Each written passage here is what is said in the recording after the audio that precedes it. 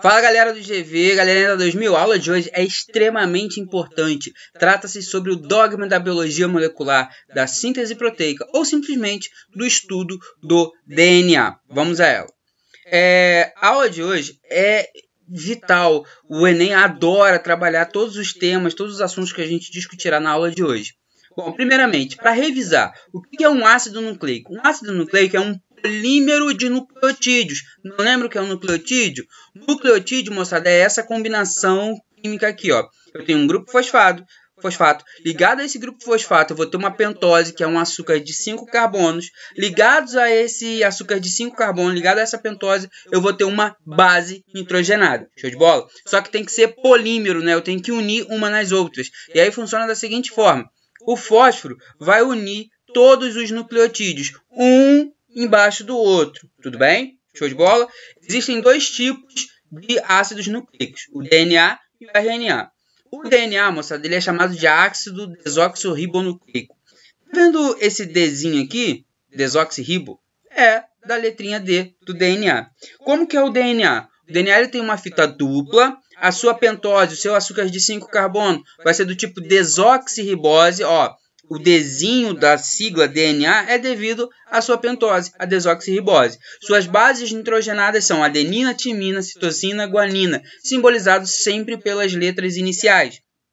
O pareamento típico vai ser o seguinte: A se liga duplamente com T e C triplamente com G. Já o RNA vai ser uma fita simples, a sua pentose, o seu açúcar de 5 carbonos, vai ser a ribose e não a desoxirribose. Tá vendo esse Rzinho aqui, ó? É da sigla RNA, é por causa da ribose. A base nitrogenada vai ser adenina uracila. No RNA não tem a base timina, no lugar da base timina tem a uracila. Citosina e guanina igual. Como que vai ser o pareamento típico? A se liga duplamente com U e C triplamente com G e G com C vice-versa, tudo bem?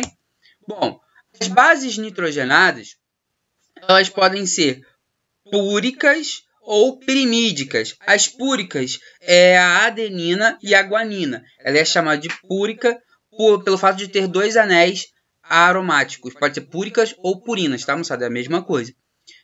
Por ter dois anéis aromáticos. Já as pirimídicas são bases que vão ter apenas um anel aromático apenas. Bom, aqui eu tenho um exemplo bem básico. Deixa eu tirar aqui meu rostinho para vocês lerem a questão junto comigo. Espera aí. Foi. Nesse momento vocês só estão ouvindo a minha voz. Analisando a molécula de DNA de uma célula animal, constatou-se que 30% de suas bases nitrogenadas eram do tipo citosina, letrinha C. Relacionando-se esse valor com o emparelhamento específico das bases nitrogenadas, é correto afirmar que as demais vão apresentar a seguinte proporção. Se ligue, se 30% é de citosina, bom, C só se liga com G. Se eu tenho 30% de C, eu obrigatoriamente terei 30% de guanina. 30 mais 30, 60. Para 100, está faltando 40. Como que eu vou dividir esses 40? A metade para cada um. 20 para adenina, 20 para timina. A resposta certa seria a letra B. Segunda questão. No esquema abaixo, sobre a estrutura do DNA, os números 1, 2 e 3 representam respectivamente. Cara, olha que interessante. O número 1, ele está prendendo o nucleotídeo de cima no nucleotídeo de baixo. Então, esse cara só pode ser o grupo fosfato. Show?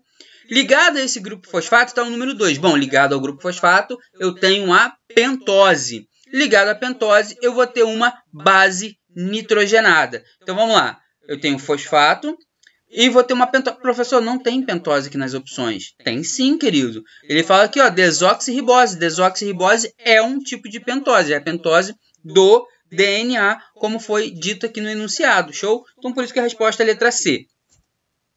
Dando continuidade. Show. Dogma central da biologia. Isso daqui, moçada, é vital pra gente. O sentido da vida na biologia é da seguinte forma.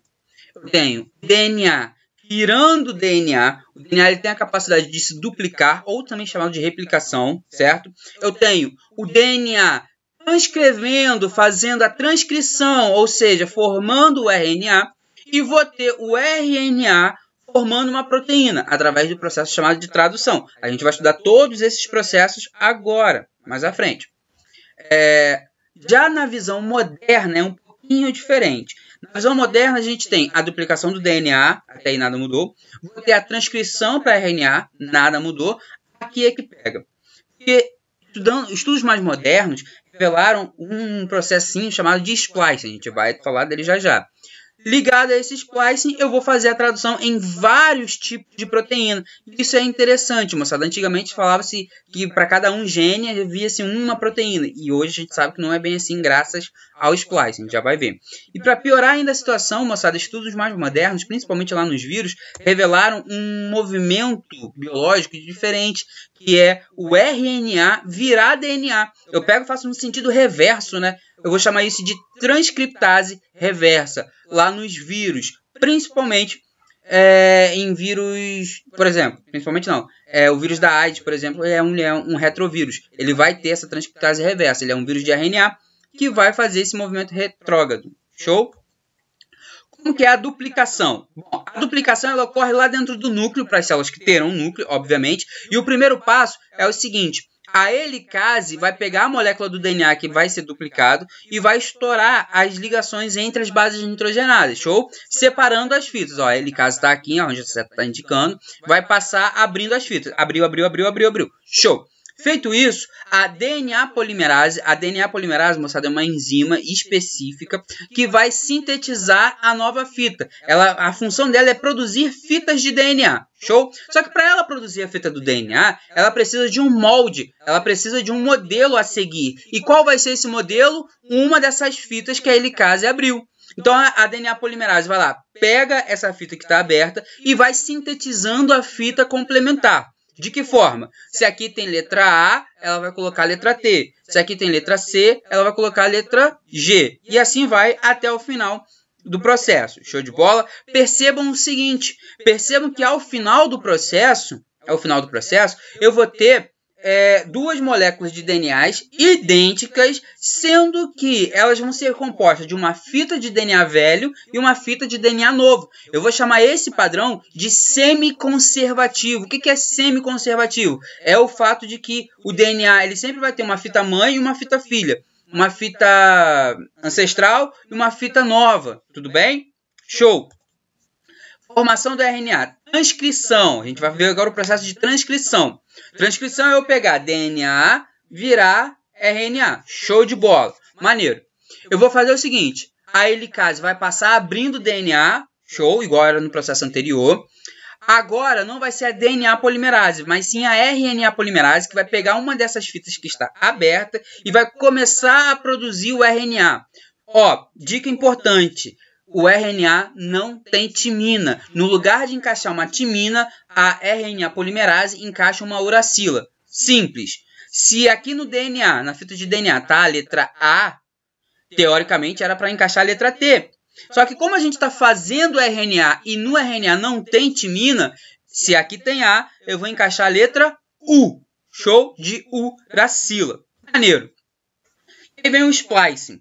Splicing é o seguinte, moçada. Na longa fita do DNA, existem regiões que não servem para muitas coisas. Estão ali simplesmente para dar estabilidade à molécula, para manter ela em um formato, para manter ela conservada. Então, esses pedaços são chamados de introns. São pedaços que não codificam nada. Estão ali meramente para cumprir tabela. Certo? E tem a região que é codificante, que vai virar uma proteína de fato. Essas regiões codificantes eu vou chamar de exon. Show de bola? E aí vai funcionar da seguinte forma.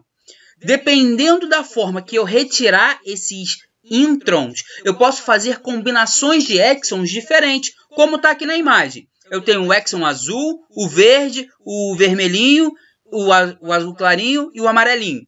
Dependendo da forma que eu faço esse splicing, eu posso fazer a combinação de exons azul, verde, vermelho, azul clarinho e amarelo. Ou posso simplesmente tirar o exon vermelhinho, posso tirar o exon azul clarinho, enfim. Dessa forma eu consigo fazer combinações diferentes com o mesmo pedaço de DNA. Mas, professor, qual é a vantagem disso? A vantagem, moçada, é que a gente consegue fazer mais tipos de proteínas com um DNA menor. Se a gente for comparar o DNA nosso com o DNA de uma mosca, por exemplo, o DNA da mosca é muito maior do que o nosso. Mas nós conseguimos fazer muito mais proteínas do que uma mosca, mais tipos de proteínas do que uma mosca. Por que isso acontece? Devido ao splicing. Bom, tradução. A tradução, moçada, é eu pegar esse RNA que foi transcrito, que passou pelo processo de splicing, está prontinho para poder virar uma proteína. Como que eu vou fazer isso daí? Simples. Eu vou entrar em processo de tradução. Antes de entrar em processo de tradução, eu preciso relembrar a vocês que existem 3 tipos de RNA. O RNA ribossômico, que é o próprio ribossomo, aquele organoidezinho, aquela organelazinha. Então, é o RNA ribossômico.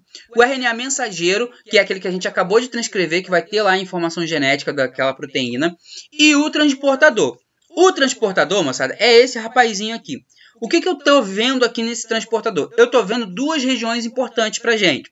Eu estou vendo o anticódon. O anticódon é essa trinca aqui embaixo de 3 bases nitrogenadas. Ele é extremamente importante. É ele que vai identificar qual aminoácido que está aqui em cima. Aqui em cima, na outra ponta, ele vai carregar um aminoácido. Tudo bem? Então, essa é a função do transportador. Aqui a gente tem uma incógnita, na verdade. Porque o código genético ele tem 64 códons. Professor, o que é códon? Códon, moçada, é a cada 3 letrinhas do nosso DNA. Show? A cada 3 bases nitrogenadas, eu tenho um códon. Show?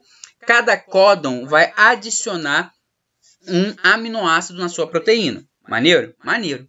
Existem 3 códons que não carregam aminoácidos, que são chamados códon de parada, códon stop, que são esses 2 aqui, ó.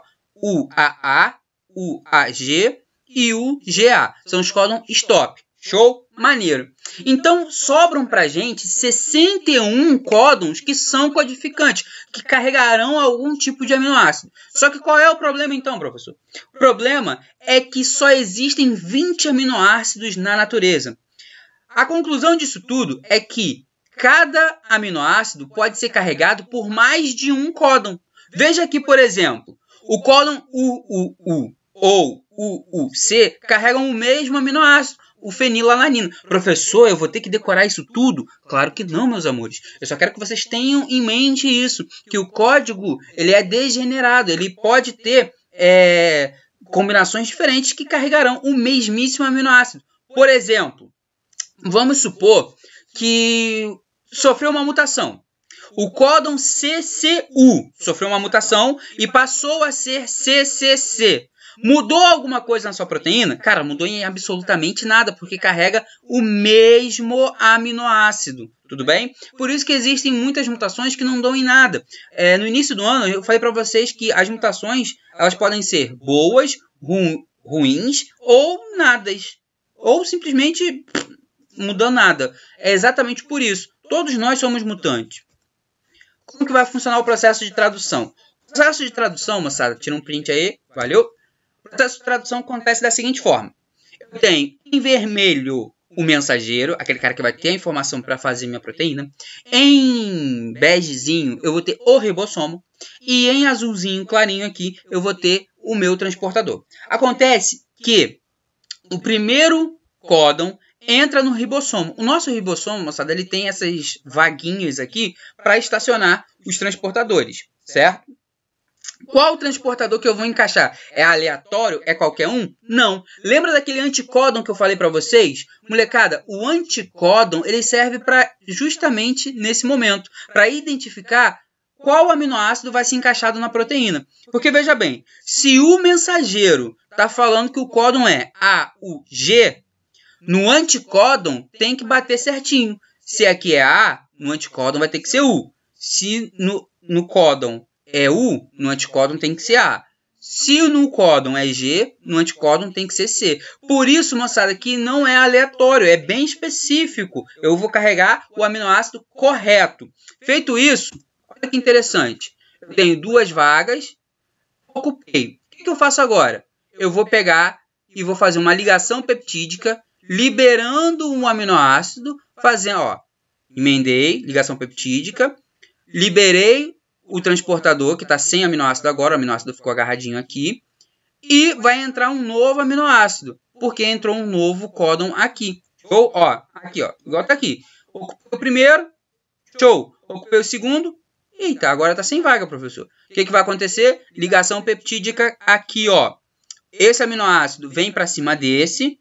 Esse transportador que tá sem sai, ó, sai, vai lá no meio da célula buscar mais aminoácidos e abre-se um espaço para mais uma chegada de um outro códon, certo? Entrou mais um códon, vai vir mais um transportador, vai ligar de novo e assim vai. Até que a proteína esteja totalmente formada. A proteína estando totalmente formada, vai chegar o códon de parada. Lembre-se, o códon de stop, o códon de parada, ele não carrega aminoácido. Ele vai se ligar aqui para sinalizar que a proteína está pronta. Uma vez ele ligado aqui no local de síntese, vai liberar a proteína. Essa proteína aqui vai rumo ao complexo de Golgi para ser empacotada. O ribossomo se solta, fica livre. E o mensageiro vai ser reciclado lá pelas enzimas digestivas. Show de bola? Ó, igual tá aqui, ó. Ih, falhou. Aí. Show. Vai vir o de parada, liberou a proteína, liberou todo mundo, e aí acabou. Molecada, espero que vocês tenham curtido essa aula. A aula é extremamente importante para vocês do segundo ano, porque é um tema extremamente abordado no Enem. Beijão, tarefa online, dá aquele like aí no vídeo, se inscreve no canal, bota seu nomezinho aí embaixo nos comentários. Valeu, até a próxima.